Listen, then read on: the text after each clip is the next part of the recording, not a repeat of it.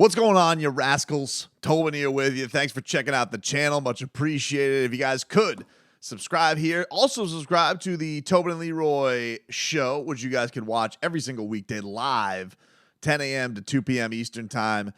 Check us on out. Would appreciate that. So go subscribe. You get a notification every time we go live. Or you guys can go back, watch the whole show, watch some clips.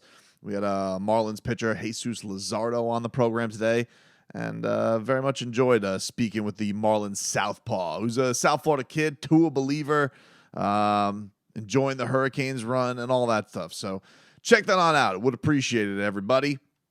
So I want to go into a little bit of a different direction as far as Heat talk. And it's been a while, I would say, since we've done any whaling or sharpening of the harpoons.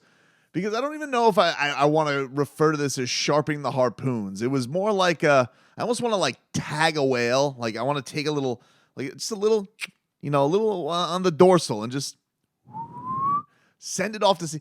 Do a little research on the whale calls and see what's what with this. But definitely something that made me pause and go, of what's going on with a certain star in a certain city that is a contender, a rival, and that is regarding Jaylen Brown. Jaylen Brown, the running mate of Jason Tatum, has been making some interesting comments over the last week or so, basically discussing his upcoming commitment to Boston, and some issues that he's had with the city there. And just talking about the commitment is not all on the ball in his court. He says he said the quote, "I will stay where I'm needed and treated correct."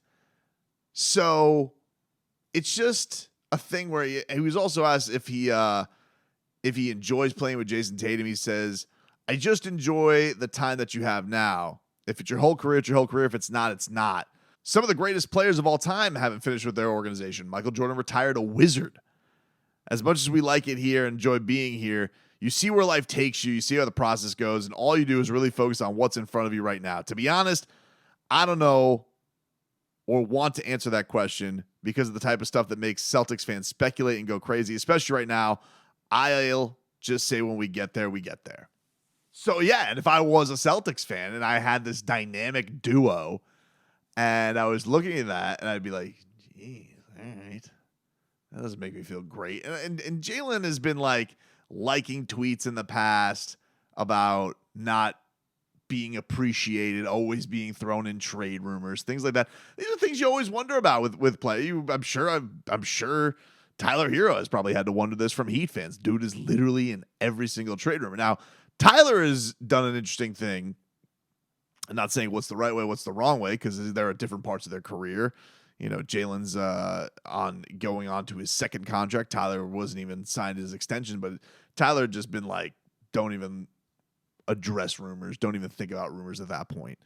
But I'm sure it doesn't feel good. I think he did say something to the effect this year of the KD rumors, it's Kevin Durant. Like something to that effect. But I'm sure being thrown in every single Donovan Mitchell, Bradley Beal, James Harden, I'm sure that doesn't feel good.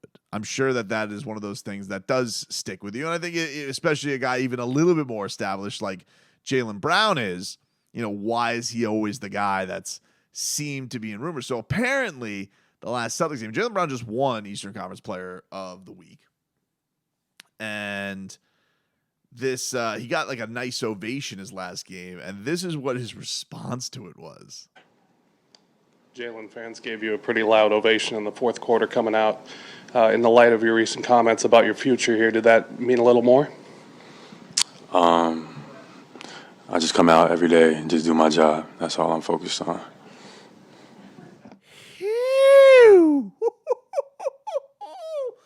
Wow. I mean, that is frosty. And look, dude, any Celtic fan or Sully and Murphy or Keith who wants to pop into my comments here and be like, he's just a jealous Heat hater.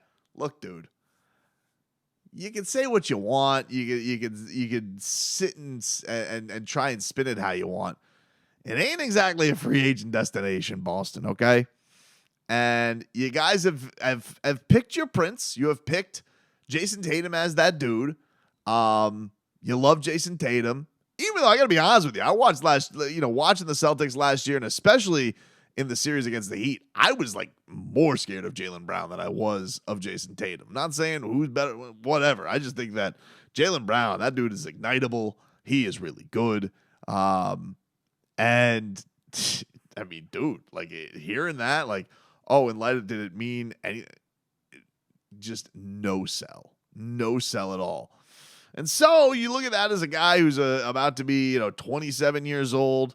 And you're looking at if Heat fan is looking at the landscape of who could be the next whale that's out there. Yeah, Jaylen Brown being in the spot where he is right now. He's got 1 year left on his deal after this year. So yeah, it's kind of one of those times where it's like extension time. We looking at this. We're trying to hype this puppy up into where he may be now.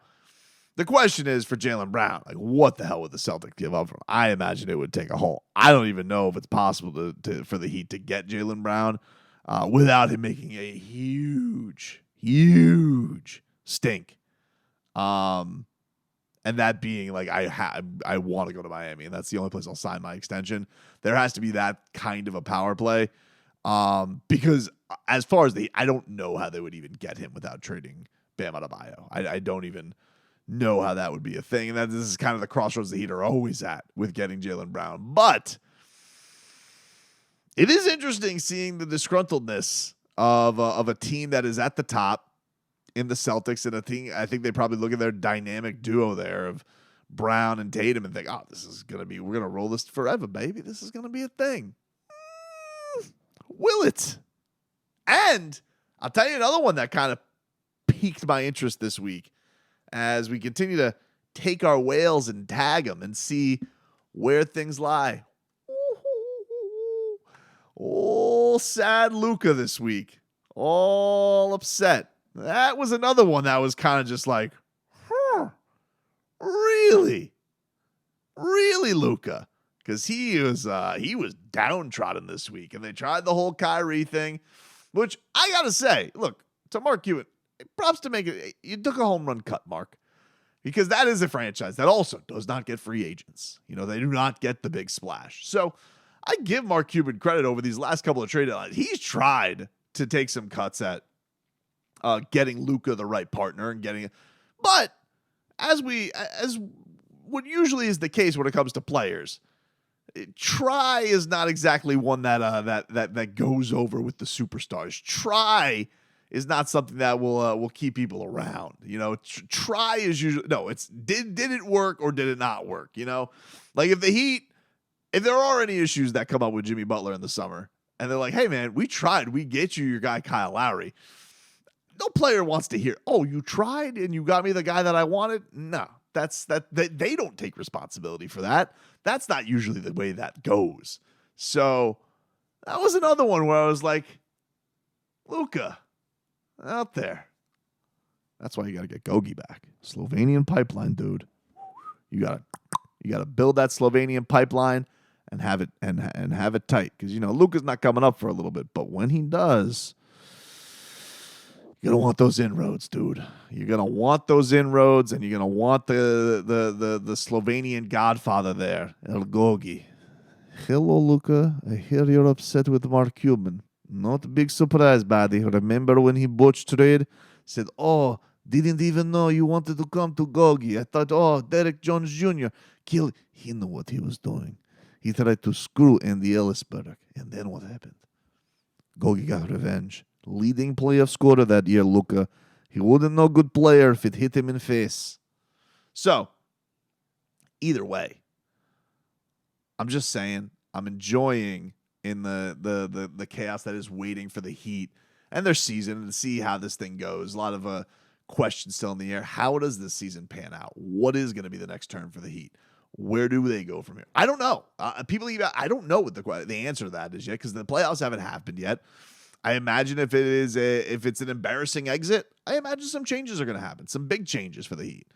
If Tyler Hero's amazing in the playoffs and Bam Adebayo's amazing in the playoffs and They did this whole biding the regular season plan to get to the playoffs and have success that way, then they're probably going to ride with their core and fix what's around them. But when you see out there some feathers getting kerfuffled, if you will, Jaylen Brown, Luka, Trae Young. Look, dude, this is not a league that usually stays happy for long. And so while everybody gets upset, you missed out on Spida. Did anybody think this was going to be the year Spida got dealt? Nah, you knew Rudy Gobert was going to get dealt. But did you think both of them were going to get dealt? You never know. And so that's why we take the whales, we tag them, all right? Boop, boop, boop. We tag the whales, and then we let them go. And we just monitor. Where does it go from here? Where is this a thing? Is a stink going to be made? Or is it all a whole lot of nothing? Who knows? Damian Lillard going out there. I'm not here to rebuild for what? Is patience finally wearing thin for Dame Dollar? I don't know. If the Heat do have to pivot, it does feel like this could be a summer where there will be, once again, a lot of changing that's going on there. And it'd be curious to see if Riley can get that elusive whale that he has yet to get since landing Jimmy Butler.